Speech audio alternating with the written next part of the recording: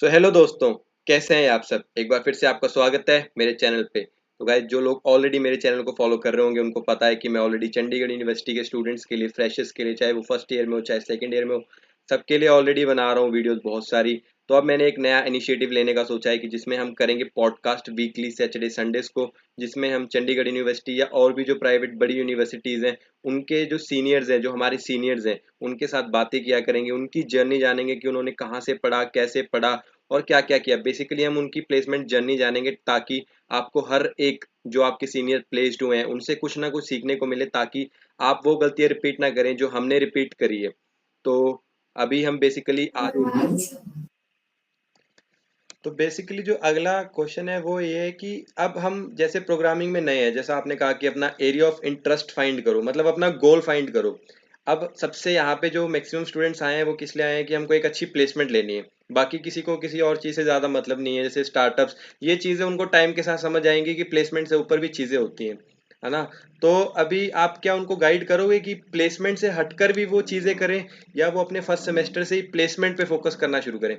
Placement पे focus करेंगे तो ऐसी कौन सी लैंग्वेज वो सीखनी स्टार्ट करे, जैसे कि जो मेरा गाइडेंस रहता है, जो मैं किसी को गाइड करता हूँ कि अगर तुमको एक अच्छी प्लेसमेंट लेनी है तो तुम सी प्लस प्लस और जावा में से कोई एक लैंग्वेज चुन लो, और उसको 4 साल में इतने अच्छे से सीखो कि तुम कोई भी इंटरव्यू हो या कोई भी जो एग्जाम हो वो क्रैक कर लो। क्योंकि बेसिकली जितने भी मैंने आज तक जितने भी प्लेसमेंट दिए उन सब में दो ही लैंग्वेज वो देते थे कि या तो तुम सी प्लस प्लस में कोड लिख दो या तुम जावा में कोड लिख दो। तो आपका क्या पॉइंट रहेगा इस पे कि आप क्या कहोगे कि कौन सी लैंग्वेज वो चूज करें, जिससे कि उनको, अगर किसी का गोल है कि मेरे को मतलब कि हाईएस्ट पैकेज क्रैक करना है, तो आप कौन सी लैंग्वेज सुजेस्ट करोगे कि उनको वो सीखनी चाहिए, और कितने टाइम में सीखनी चाहिए और कब शुरू करनी चाहिए। जैसे कि मोस्टली यहाँ पे बच्चों का जो डाउट है वो यहाँ पे यही है कि मेरे को एक अच्छी कंपनी में जाना है, जैसे कि आप अभी माइक्रोसॉफ्ट में हो, amazon में जाना है, तो वो इससे नीचे बात ही नहीं करते। उनको कंपनी सिर्फ चाहिए amazon गूगल, तीन ही कंपनी के नाम पूछते हैं वो। जब भी कोई भी डाउट आता है तो कि amazon आती है, गूगल आती है, माइक्रोसॉफ्ट आती है, बस ये तीन कंपनीज। तो अगर इन तीन कंपनीज या जो भी हाईएस्ट पैकेज कंपनीज है उनको उनको फोकस करना है, तो कौन सी लैंग्वेजेस सीखे, क्या क्या क्या उनकी अप्रोच रहे कि वो at the end in companies में क्रैक कर पाए।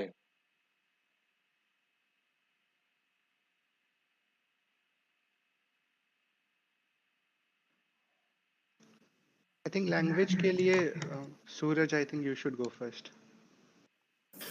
लैंग्वेज का कोई नहीं, अगर इंटरव्यूअर पूछता है कि you have to write code in this language, तो ऐसा नहीं है कि तुम नहीं बोल सकते कि I am comfortable in some other language.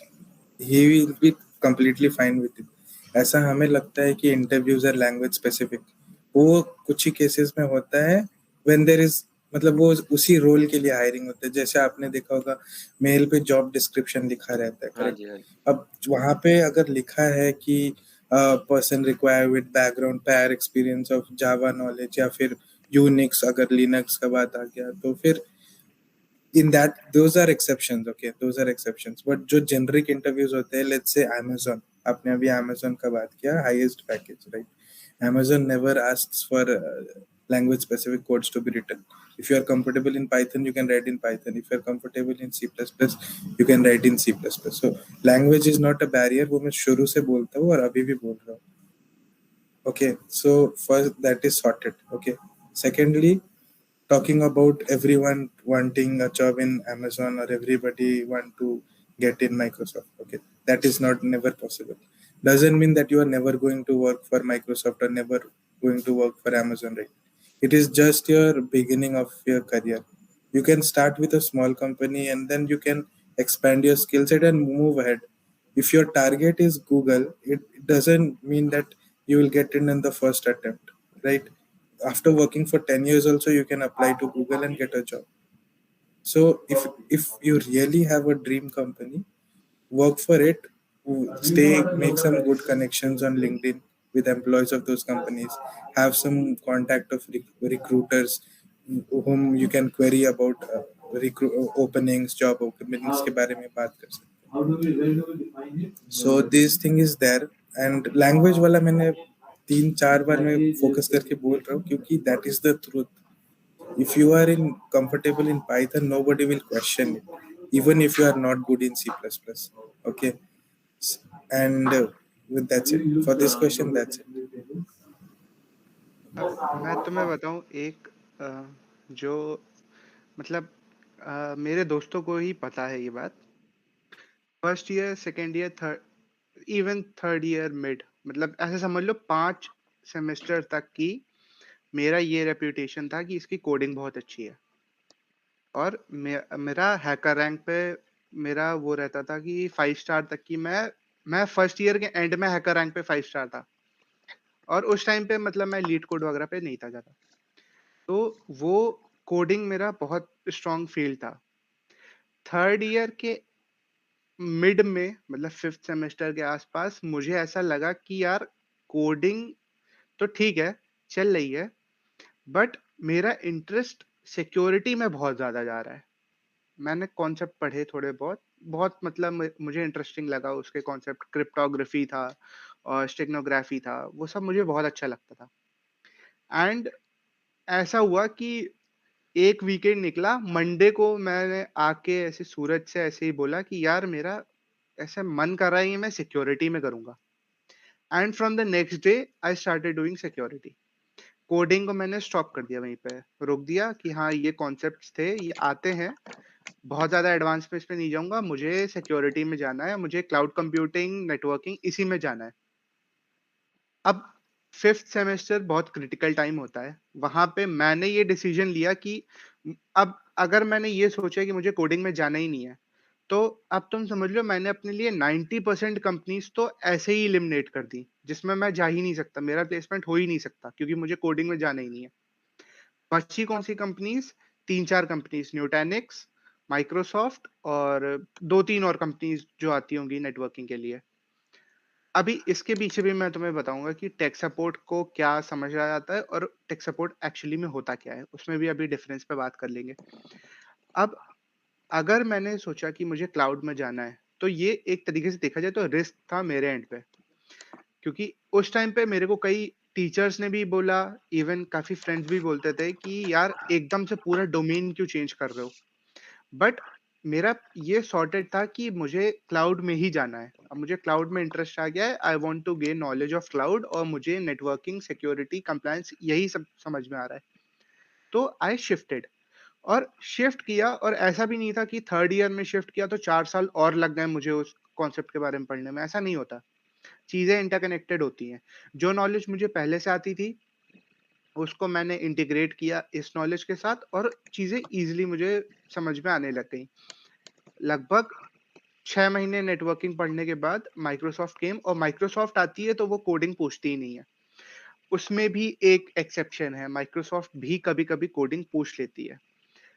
वो तब पूछेगी अगर तुमने अपने रेज्यूमे में मेंशन कर रखा है that you have knowledge of C#। अगर तुमने वो मेंशन किया है तो वो तुमसे पूछ भी सकती है, क्योंकि हमारे में एक प्रोफाइल उसकी भी है। So I have friend who is working in that profile as well, और वो हमारे साथ ही प्लेस हुआ था। तो रेज्यूमे में कुछ भी झूठ मत लिखो, पहली बात तो उसमें हमेशा सच सच लिखो, जो भी तुम्हें आता है वही चीजें लिखो, क्योंकि वही चीजें पूछेगा तुम्हारा इंटरव्यूअर। दूसरा, सिर्फ कोडिंग ही नहीं है, बहुत सारी चीजें हैं, एक्सप्लोर कर लो। और प्लेसमेंट तुम्हारा अमेजोन में हो या ना हो उससे फर्क नहीं पड़ता। हाँ, ऑब्वियसली पैकेज डिफरेंस बहुत होता है, वो भी एक एस्पेक्ट है, but for the initial part of your career money should not be your ultimate goal. तुम्हारा होना चाहिए अच्छे, कितना अच्छे से तुम्हें आता है। कुछ लोग 30 लाख से स्टार्ट करते हैं और मैक्सिमम 50 लाख तक जा पाते हैं अपने पूरे करियर में। कुछ लोग ऐसे 3 लाख से स्टार्ट करेंगे और फिर थोड़ा थोड़ा बढ़ेगा, बढ़ते बढ़ते, and they will and up earning 70 lakhs per annum when they end their career. So this is an aspect.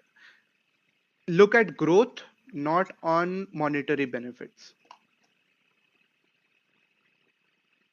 तो अभी जो अगला क्वेश्चन है वो बच्चों ने ये किया था कि क्या जैसे आपने भी बताया कि हैकर रैंक पे 5 स्टार था, तो क्या हैकर रैंक पे 5 स्टार होना, कोड शेफ पे अकाउंट बनाना, कॉम्पिटिटिव प्रोग्रामिंग करना हर रोज, क्या ये जरूरी है और हमें करनी चाहिए अगर हमको एक अच्छा प्लेसमेंट चाहिए और अच्छी नॉलेज चाहिए?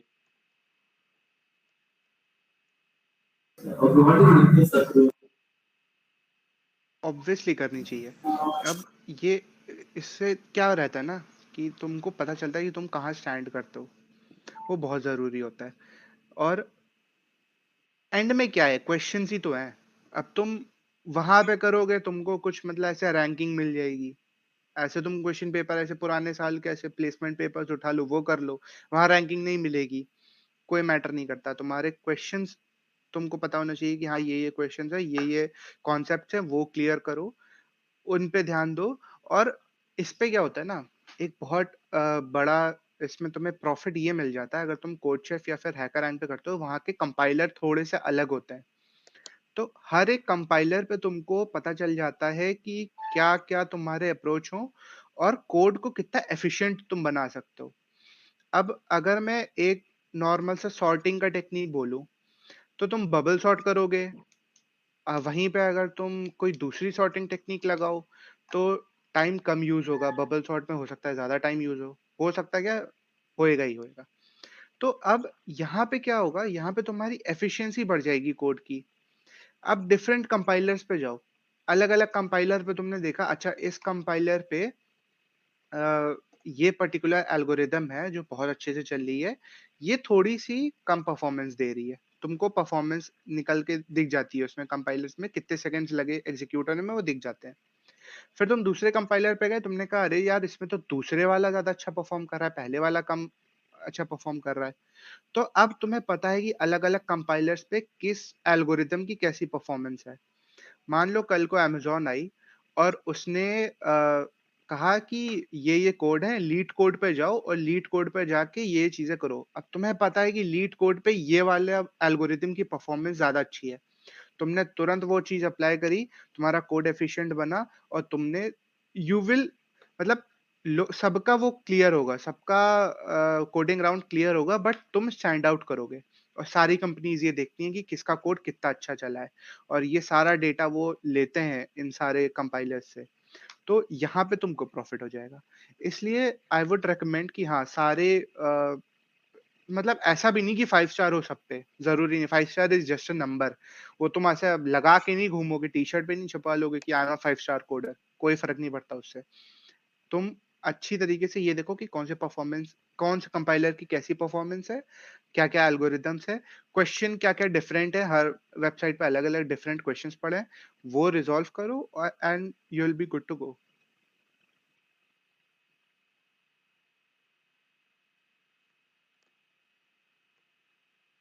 तो अगला क्वेश्चन जो हमारा आएगा वो रहेगा प्रोजेक्ट्स पे, कि हमको कितने प्रोजेक्ट्स बनाने चाहिए, किस प्रकार के प्रोजेक्ट्स बनाने चाहिए, और उन प्रोजेक्ट्स का हमको फायदा क्या मिलेगा। So this was the main thing that we were waiting for, right, Pranshul? If I'm not wrong,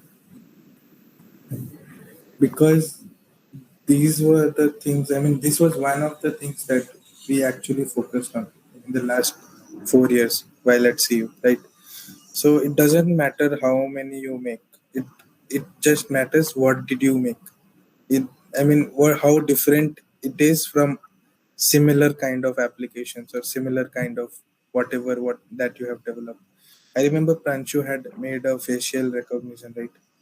There might be hundreds of facial recognitions in the market, more accurate than what he had made. Okay.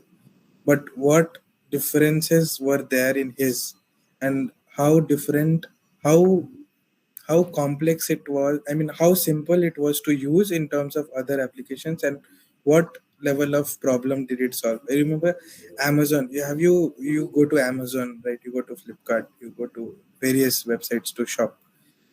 Sometimes you see the recommended products, right? वो किस basis पे होता है, the your browsing history, right? Your search history, okay, or what you have bought in your past orders.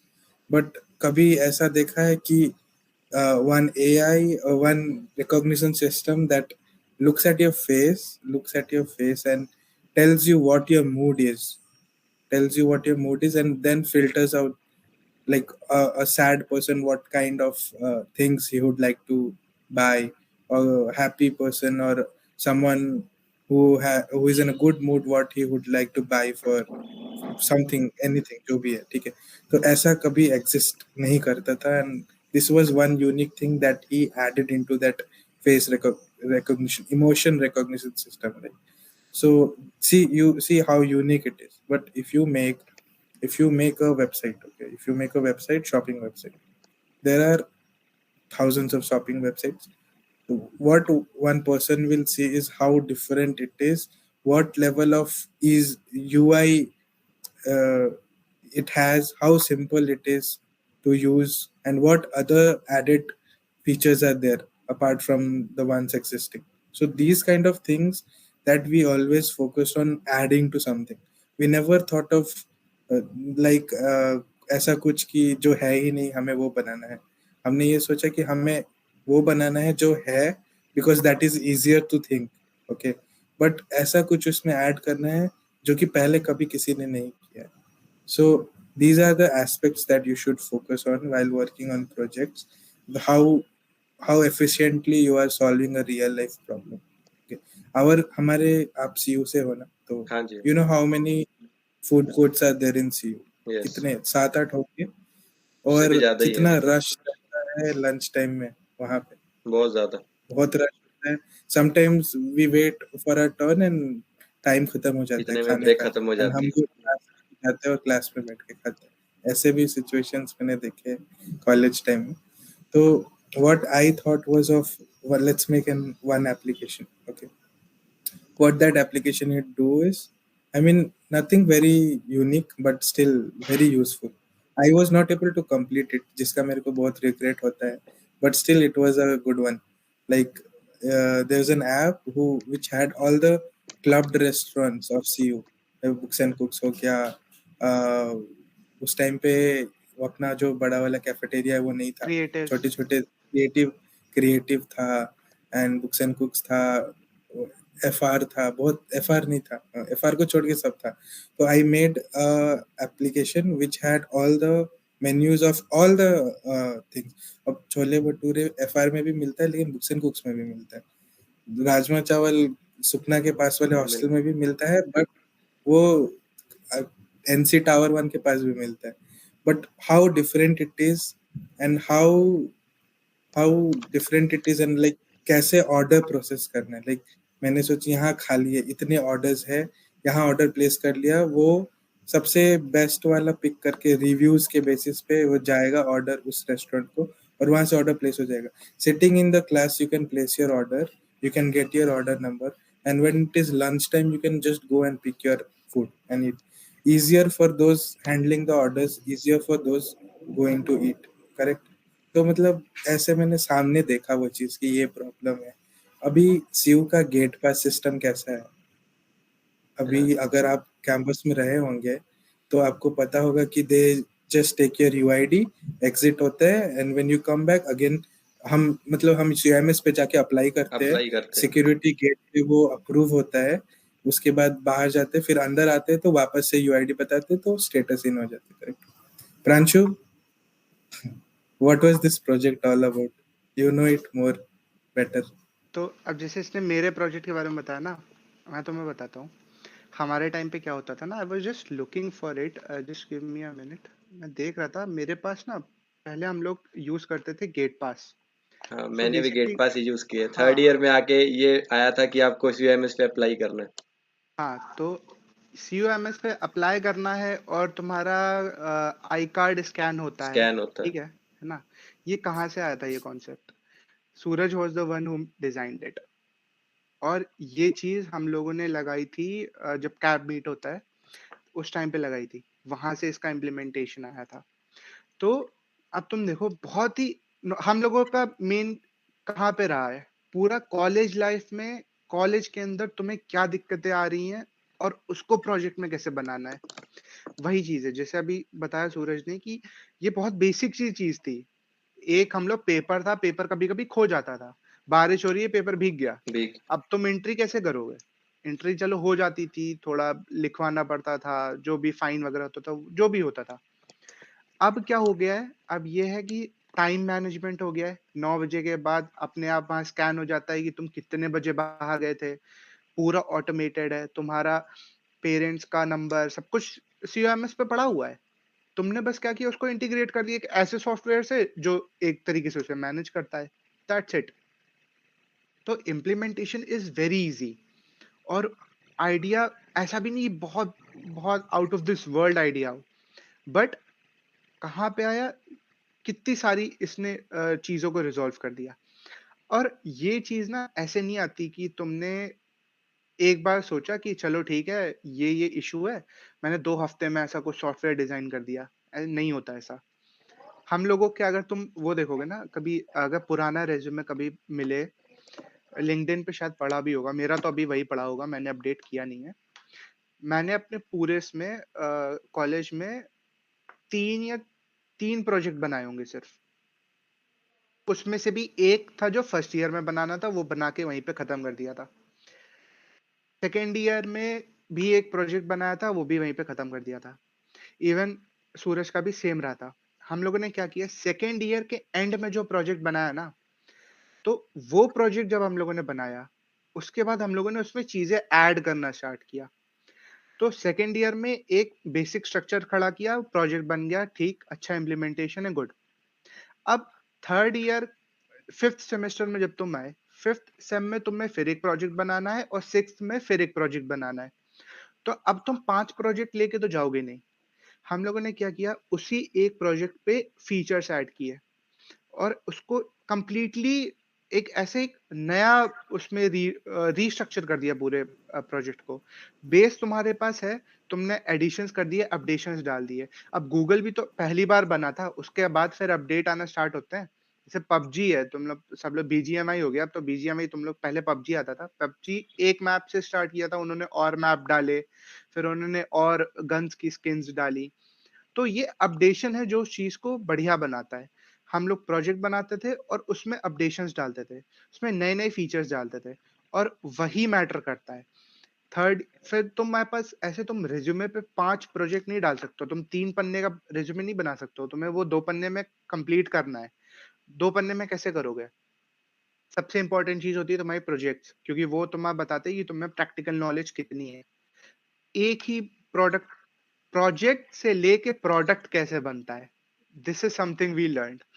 उस project पे start करो, second year के end में उस पे उसको स्टार्ट करो, थर्ड ईयर के एंड तक उसको प्रोडक्ट बनाओ, और फोर्थ ईयर के एंड तक उसको ऐसा बना दो कि जो भी कंपनी आए वो देखे और वो सोचे कि यार ये प्रोडक्ट ये इतना अच्छा है कि हम अपनी कंपनी में इसको ला सकते हैं, और ये बंदा हमारे लिए कितना प्रॉफिटेबल हो सकता है। तो कभी कभी होता है, कुछ लोगों ने उससे स्टार्टअप भी बनाया है।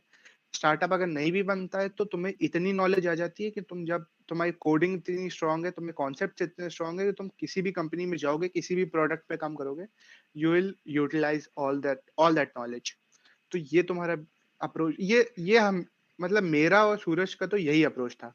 काफी लोगों के अलग अलग अप्रोचेस भी होते हैं, बट ये काफी एक अच्छा अप्रोच है जो तुम लोग यूज कर सकते हो। प्रोजेक्ट पे एक चीज बोलना चाहूंगा कि कुछ लोग होते हैं, there are 2 people making a project, maximum cases में होता है। करेक्ट, कॉलेज प्रोजेक्ट्स की बात करो, हमारे कॉलेज प्रोजेक्ट्स के अलावा भी बहुत प्रोजेक्ट्स थे। कॉलेज प्रोजेक्ट्स की बात करें तो 2 लोग 3 लोग जैसे होते हैं, but have you ever seen कि 1 person working on the complete project and other person just working on the documentation? ये तो हर टीम ये में, कॉलेज 80% में, हर प्रोजेक्ट में ऐसा ही होता 80% है। केसेस में होता है।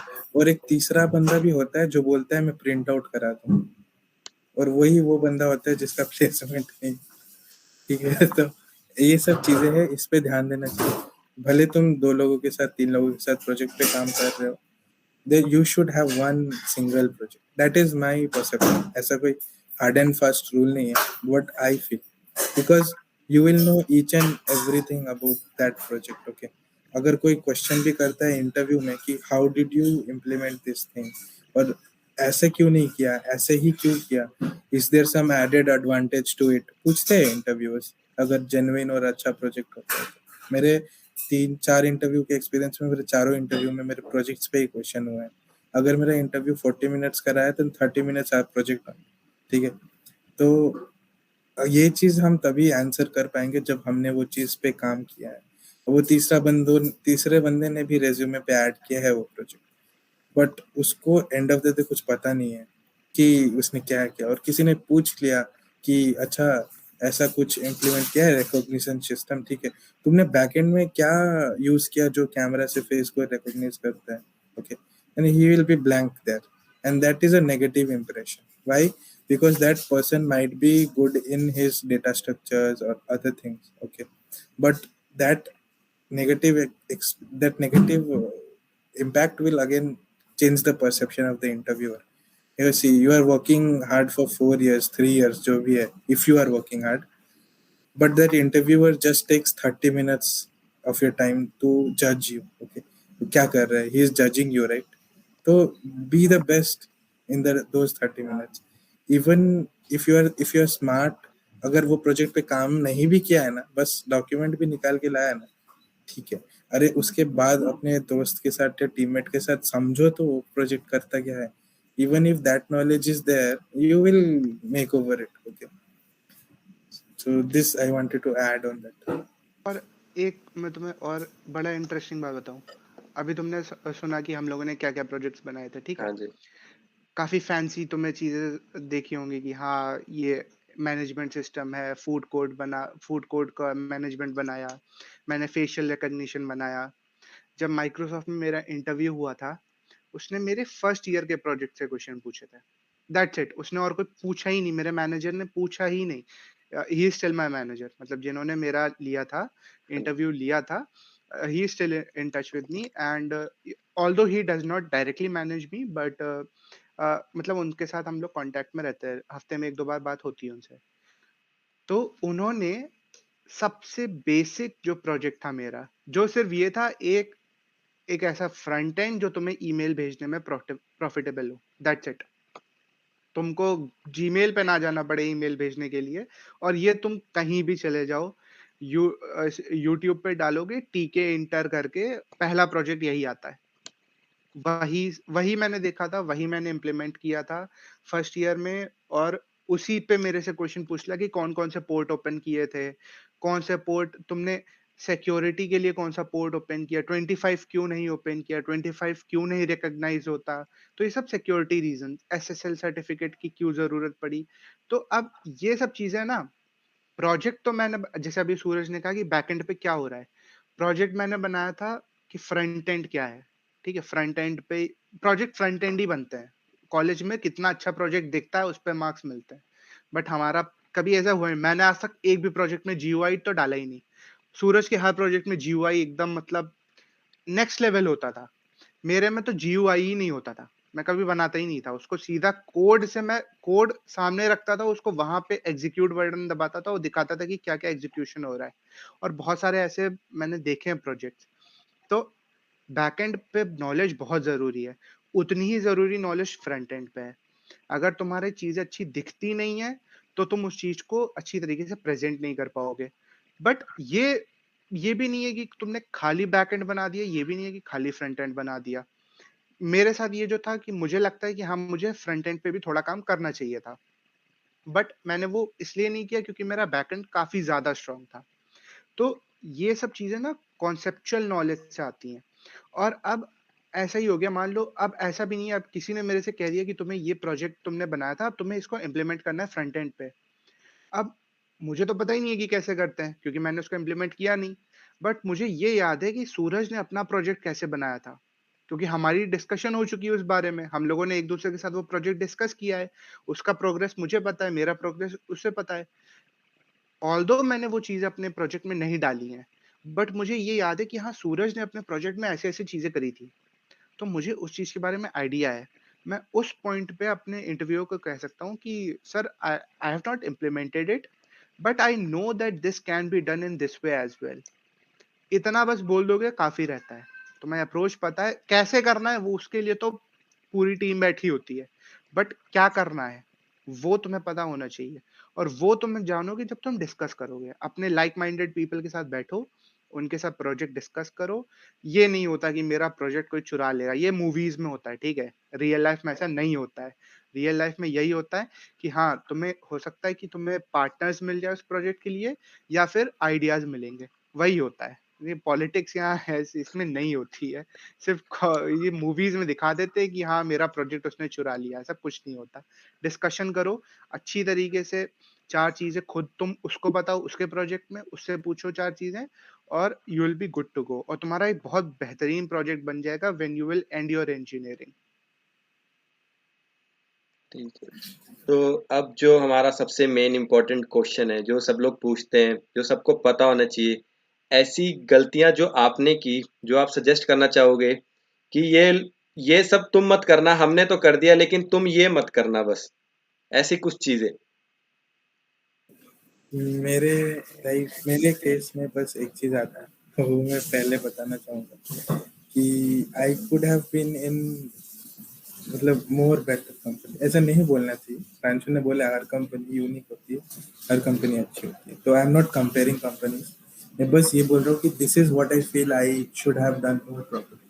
और किसी को पता नहीं होता कि एप्टीट्यूड राउंड होता है इंटरव्यूज, इसी चीजों पे प्लेसमेंट मैंने टाइम। ऑलरेडी वीडियोस बना ओके, के, बच्चों को यही ये नहीं पता होती कि है एप्टीट्यूड होता है, इंग्लिश होता प्रोसेस है। जो होता है। हमें ये तक नहीं पता था कि we will be shortlisted basis on our सीजीपीएस।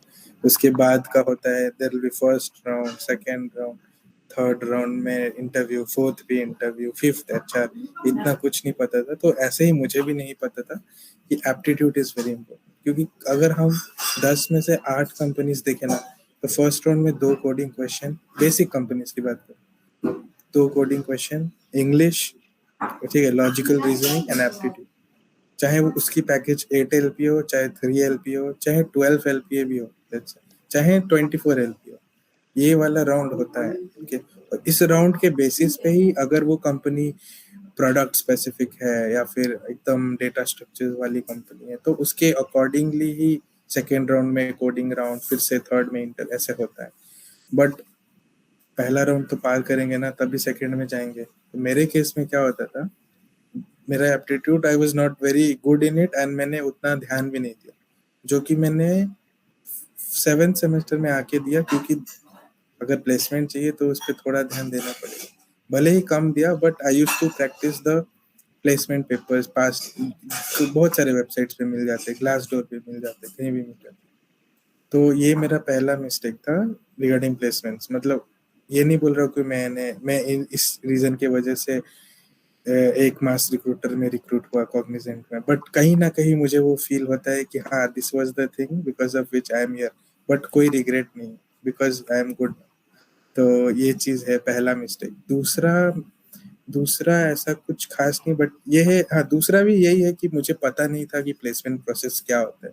हमने ना कभी किसी सीनियर से पूछा, ना कभी गूगल किया, ना कभी यूट्यूब पे देखा, ना कभी हमें किसी ने बताया।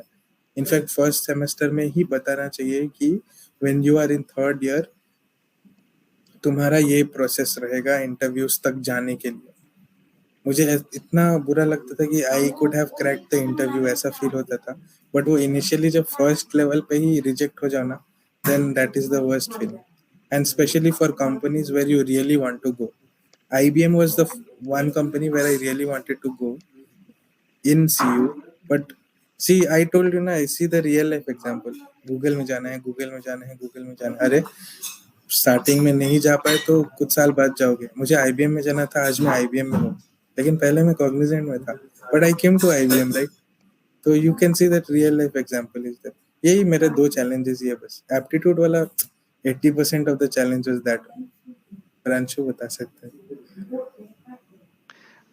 आई थिंक मतलब गलती तो कुछ नहीं होती है, ठीक है। कुछ भी ऐसी चीजें, जो भी तुम डिसीजंस लेते हो, वो सही या गलत नहीं होते। तुम्हारी अप्रोच मैटर करती है कि तुम किस तरीके से उस चीज को अप्रोच कर रहे हो। अभी इसी कॉल के स्टार्टिंग में हम लोगों ने बात करी थी कि सूरज के पास ये नहीं था, कंप्यूटर साइंस नहीं थी। तो किसी भी बंदे को बताओ, तुम किसी भी इंसान को, ठीक है, एक इंसान है जिसके पास 11th-12th में कंप्यूटर साइंस है ही नहीं, उसने बीटेक आईटी करने का सोचा है, वो क्या कहेगा? ये गलती है, गलत डिसीजन है। किसी भी नॉर्मल इंसान को बोलेगा, वो यही कहेगा कि गलत है। बट इम्प्लीमेंटेशन उसने अच्छा कर दिया। वही चीज फॉलो करो कि हाँ, तुम्हारा डिसीजंस गलत नहीं है। अब एक तरीके से देखा जाए तो एप्टीट्यूड ना पढ़ने का डिसीजन गलत नहीं है, it is a correct decision. Decision क्या गलत, मतलब गलती कहाँ पे? इम्प्लीमेंटेशन में। अगर तो तुमने नहीं पढ़ा एप्टीट्यूड, तो फिर अब तुम वो कंपनीज देखो जो एप्टीट्यूड नहीं मांगती, जो कि सीयू में बहुत कम है। एप्टीट्यूड सभी मांगते हैं। तो अब कुछ लोग होते हैं जो बाहर जाके मतलब ऑफ कैंपस प्लेसमेंट लेते हैं, उसमें भी बहुत अच्छा रहता है, कभी-कभी वो भी एप्टीट्यूड नहीं माँगते, तो तुम वो भी ट्राई कर सकते हो, बट वो बहुत हैसल है। बाहर वैसे ही मैंने तुम्हें बताया अनएम्प्लॉयमेंट बहुत है। बहुत ज्यादा। तो अब डिसीजन गलत नहीं होते, कोई भी डिसीजन गलत नहीं होता, उसका इम्प्लीमेंटेशन सही या गलत होता है। बट इम्प्लीमेंटेशन भी तभी तुम कर सकते हो जब तुम्हें बेसिक नॉलेज हो। अब कोई भी डिसीजन लेने से पहले भी तुम स्टडी करते हो ना। तुमने अगर स्टडी कर रखा है और तुमने ले लिया ये डिसीजन कि हाँ मुझे नहीं करना एप्टीट्यूड, तब ठीक है, तुम्हारी स्टडी में कुछ तो रहा होगा कि हाँ तुमने बाहर कोई प्लान होगा तुम्हारे पास, उसको अच्छी तरीके से इम्प्लीमेंट करो। बट तुमने नॉलेज ही नहीं थी, तुम्हें पता ही नहीं था कि यार अगर एप्टीट्यूड नहीं करेंगे तो फिर मेरा तो प्लेसमेंट ही नहीं होगा, वो चीज तुम्हें पता ही नहीं है, और फिर तुमने अगर एप्टीट्यूड नहीं पढ़ा, तो फिर वो गलती है तुम्हारे एंड पे। और ऐसा भी नहीं है कि दैट इज एंडिंग, वहां पे खत्म, ऐसा नहीं होता। अभी उसने बताया कि उसने 7th सेमेस्टर में जाके एप्टीट्यूड स्ट्रॉन्ग किया, तो there is never, you are never too late, यही बोलूंगा। And now he is in IBM, और उससे ज्यादा तो और कुछ चाहिए ही नहीं इंसान को कि टॉप की कंपनी, टॉप 5 कंपनीज में अगर तुम आईटी बोलते हो तो ये माइक्रोसॉफ्ट, आईबीएम, गूगल, एप्पल, यही सब आता है तुम्हारे दिमाग में। तो स्टार्ट करो, थोड़ा स्टडी करो फर्स्ट ईयर में, जैसे अभी सूरज ने बताया कि हाँ फर्स्ट ईयर में थोड़ा सा इंटरेक्ट, अगर कॉलेज वाले नहीं करवा रहे तो तुम ही इंटरेक्ट करो, किसी भी सीनियर को रीच आउट करो, कोई मना नहीं करेगा। मैं तो हमेशा ये कोशिश करता हूँ कि लिंक्डइन पे अगर कोई भी मुझे मैसेज करता है तो आई रिप्लाई टू देम, अगर नहीं तो थोड़ा 1-2 हफ्ते बाद ही रिप्लाई कर देता हूँ, बट मैं रिप्लाई जरूर करता हूँ। तो ये चीज रखो, इंटरेक्ट करो लोगों से, और कनेक्शंस बनते हैं इनसे, कनेक्शन बनाओ और you will be good to go. तो अभी जो आज का सबसे मोस्ट इम्पोर्टेंट और लास्ट क्वेश्चन, जिसके बहुत ज़्यादा डाउट आते हैं कि अभी हमको जैसे पता है, आधे बच्चों को भी यही नहीं पता कि बहुत सारे बच्चे आते हैं ना कि उनको यही नहीं पता कि जब जब प्लेसमेंट का राउंड्स क्या होंगे, हम प्लेसमेंट में एलिजिबल कैसे होंगे। तो मैंने वीडियोस भी बना रखी है, मैं उनको बार बार बताता भी हूँ कि तुम्हारे 10th के मार्क्स, 12th के मार्क्स, तुम्हारी सीजीपीए सब कुछ देखा जाएगा, उसके बाद तुम कहीं किसी कंपनी में एग्ज़ाम देने के एलिजिबल होगे। तो बहुत सारे बच्चे ऐसे भी हैं जिनके मार्क्स जो मैक्सिमम सीयू में आए हैं वो सारे रिजेक्ट होके आए होते हैं। हम सबको पता है कि वो रिजेक्ट होके आए हुए हैं हर जगह से, कि जैसे जेई मेंस में अच्छे नंबर नहीं आए या बोर्ड में कम नंबर आ गए। तो अब सबसे बड़ा क्वेश्चन है कि जो मैक्सिमम कंपनीज हैं वो मोर देन 60% मार्क्स मांगती हैं कि तुम्हारी 10th में भी 60% से ज़्यादा हो, 12th में भी हो, उसके बाद यहाँ पे भी हो। तो अब जो बच्चों के मार्क्स 10th में या 12th में कम है, जो जिस वजह से वो सीयू में आए हैं, तो वो अभी यहाँ पे सीजीपी उन्होंने बहुत अच्छी मेंटेन भी कर ली, लेकिन वो प्लेसमेंट के लिए एलिजिबल ही नहीं है।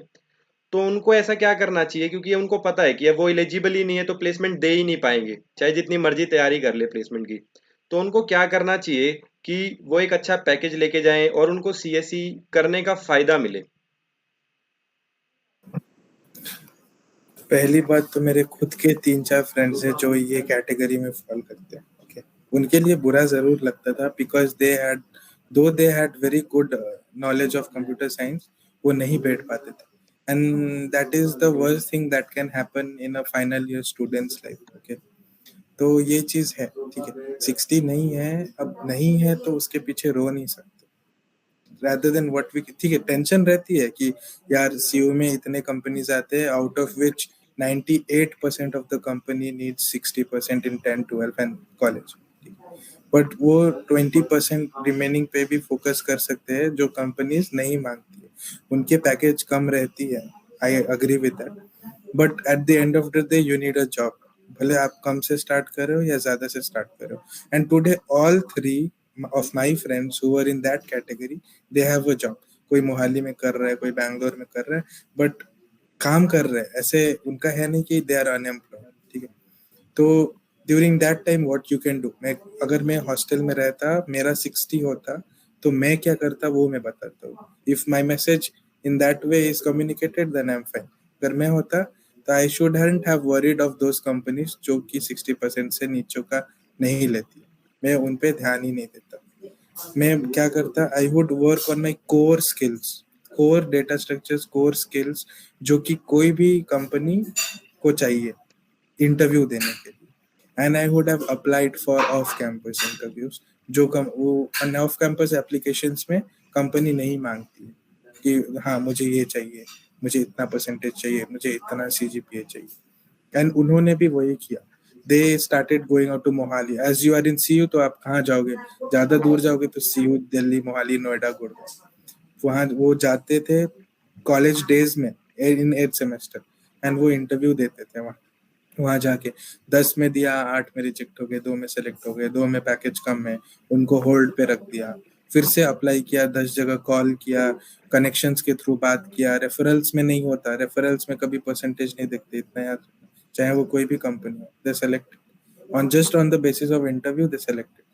कॉलेज, ये पता है 10th और 12th का क्राइटेरिया मुझे समझ में आता है, ठीक है.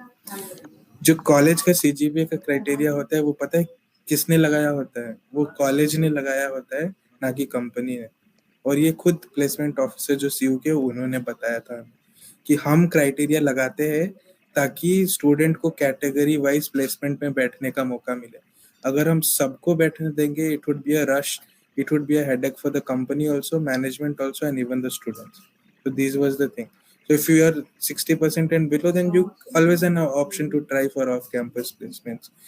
Talk to your connections. I would do that personally, and मेरे connections ने किया, and they have a job today. So that's straight and simple answer for that. रो नहीं सकते ना, नहीं है तो क्या करें, नहीं है. एक ऑप्शन NIOS भी होता है. सो अगर नहीं है तो तुम NIOS भी ट्राई कर सकते हो. Although I have seen people not having great experience with NIOS, but still तुम मतलब करके, अगर जैसे मैं ये भी कहूँगा तुम्हारे 60% है. अच्छा 60 भी नहीं, कहते हैं कि कंपनी की रिक्वायरमेंट है let's say 75% in 10th and 12th. अब तुम्हारी 60% है, तुम अगर NIOS दे भी देते हो तो बहुत मुश्किल चांस है कि तुम 75 तक जा पाओगे. अब बहुत रेयर केस में होता है. तो उसके लिए तो हाँ, तुम्हें ऑफ कैंपस जाना पड़ेगा. बट अगर तुम 74.5% पे हो और तुम्हें लग रहा है कि हाँ ऑब्वियसली यार 5.5% बढ़ाना है और फिर तुम एलिजिबल होगे, तो तुम NIOS दो. और ये चीज पहले से दो. फर्स्ट ईयर सेकेंड ईयर में टाइम रहेगा NIOS देने का. थर्ड ईयर में जाके इट्स टू लेट. फिर तुम NIOS की तैयारी करोगे या फिर तुम अपने मतलब बेसिक कोर डेटा स्ट्रक्चर की तैयारी करोगे. तो फर्स्ट ईयर सेकेंड ईयर में ही if you lie in that 70 to 75% category, then go for NIOS, be eligible, वो कर लो. 60% है, 55% है. I have seen people who have 52% in 12th, but they are still placed in a very good company. Although it is a startup, but they are doing excellent in that. तो वो भी बहुत important चीज होती है कि हाँ, you need to know कि तुम्हें कब NIOS देना है, कब नहीं देना है. देना है तो दो, जल्दी से अपना अपडेट करा दो. प्लेसमेंट प्रोसेस स्टार्ट होने से पहले तुम्हारी वो चीज अपडेट हो जानी चाहिए. अब तुम फोर्थ ईयर में आके NIOS दोगे, 50% कंपनीज चली गई, तुम्हारा डेटा जा चुका है प्लेसमेंट सेल के पास. अब वो तुम्हारा डेटा हो सकता है वो अपडेट ना करे even after you have done NIOS. तो तुम उसको पहले 2 साल में कंप्लीट कर लो, NIOS कंप्लीट करो, उसका डेटा पहले से ही अपडेट करके भेजो. जो डेटा थर्ड ईयर के एंड में एक डेटा भी जाता है जो तुम लोग पूरा फिल करके फिल फॉर्म फिल करके. करके देते है ना, वो फॉर्म में अपडेटेड डेटा जाना चाहिए. और वो मानो कि वो लास्ट है जो तुम दे रहे हो, that should be the last thing that you provide to your placement cell. और वो होने के बाद then I it's completely up to you कि तुम कैसे उस चीज को आगे लेके जाते हो. तो काफ़ी हेल्प मिली, काफ़ी कुछ जानने को मिला नया, है ना सबको. और और जो एक सबसे इम्पोर्टेंट बात जो बहुत बच्चों के है कि अब हम सीयू में आ गए हैं. सीयू तो प्राइवेट है, सभी टीचर्स यहाँ पे यंग हैं, है ना. जो सबसे ज़्यादा पूछा जाता है कि फैकल्टी कैसी है. फैकल्टी के ऊपर डिपेंड करके क्या हम एक अच्छी प्लेसमेंट ले सकते हैं? क्या मतलब सिर्फ फैकल्टी से पढ़ना चाहिए या खुद से हमको सेल्फ स्टडी करनी पड़ेगी, खुद सीखना पड़ेगा, या हम फैकल्टी पे डिपेंड रहे? आपने जब पढ़ा था आपकी फैकल्टी कैसी थी, आपका एक्सपीरियंस कैसा रहा? ऑब्वियसली मतलब तुम किसी पे डिपेंड नहीं रह सकते हो. ठीक है, ये तो मतलब खाली IIT भी चले जाओ तो तुम फैकल्टी थोड़ी ना तुम्हारा पेपर देगी. पेपर तो तुम दोगे, इंटरव्यू तुम दोगे. IIT की फैकल्टी से भी पढ़ोगे तो कोई वहां पे भी कुछ बहुत खास नहीं पढ़ाते हैं. मेरी बात हुई है कि आई हैव फ्रेंड्स इन, एक दो हैं जो IIT निकल गए थे गलती से, तो वो लोग भी यही बताते हैं कि वहां पे भी मतलब ऐसा कुछ बहुत एक्सेप्शनल टीचर्स नहीं होते. सीयू के अंदर अब तुम चीजों को देखने का नजरिया है। अब तुम देखो कि काफी यंग टीचर्स हैं। अब यंग टीचर है, उसका तुम्हें ये फायदा है कि वो उसी फेज से अभी निकले हैं। वो तुम्हें बता सकते हैं कि कहाँ पे गलती तुम कर रहे हो, कहाँ पे नहीं कर रहे हो। तो ये एक पॉजिटिव एस्पेक्ट भी है इस चीज का। दूसरा, जो लर्निंग का प्रोसेस होता है ना, वो अब टेक्नोलॉजी कॉन्स्टेंटली चेंज हो रही है। तो पिछले साल जो कॉन्सेप्ट्स थे क्लाउड के, इस साल वो चेंज हो चुके हैं। ऑलमोस्ट मतलब हर चीज में अपडेशन आते हैं। टाइम के साथ अगर तुम अपडेटेड हो तो doesn't matter if you are an experience person और अ न्यू पर्सन। अगर तुम्हें उस चीज की नॉलेज है तो ऑब्वियसली टीचिंग में चलता है। तो young is not a bad thing. I think that is something which is profitable to you. तुम उस चीज को किस तरीके से यूटिलाइज करते हो वो तुम्हारे ऊपर है। सो फैकल्टी इज फाइन। कोई ऐसा मतलब ऐसा भी नहीं है कि मतलब बहुत ही ज्यादा कुछ दिक्कत तुम्हें आने वाली है। It's completely up to you कि तुम किस तरीके से उनके साथ इंटरेक्ट करते हो। और ऑब्वियसली अगर तुम अप्रोच करोगे और किसी टीचर को, फॉर एग्जाम्पल, मतलब ऐसा यूजुअली होता नहीं है, अगर किसी टीचर को उस चीज के बारे में नहीं भी पता है, बट इफ यू से कि हाँ मुझे ये चीज जाननी है, maybe in a day or two they will come with their research and then they will tell you. तो ऐसा कोई दिक्कत की बात है नहीं। खुद भी पढ़ाई करो, सेल्फ स्टडी तो ऑब्वियसली, बिना सेल्फ स्टडी के तो तुम्हारा कहीं नहीं होने वाला। खाली क्लासरूम में पढ़ के तो पढ़ाई नहीं हो पाती। तो खुद भी पढ़ाई करो, फैकल्टी इज फाइन, फैकल्टी से इतना दिक्कत की बात नहीं होनी चाहिए।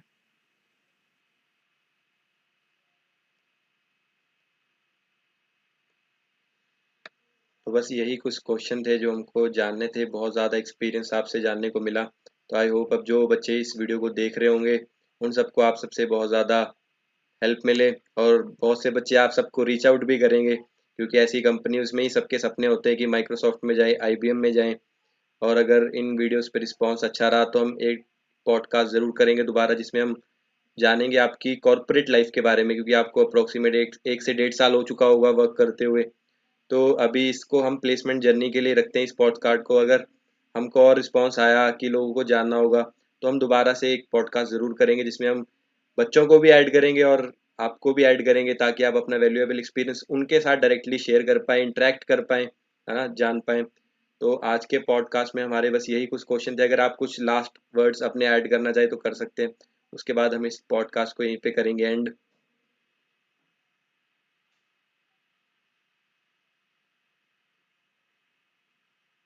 तो है कुछ आपको अगर लास्ट पॉइंट कुछ ऐड करने हो?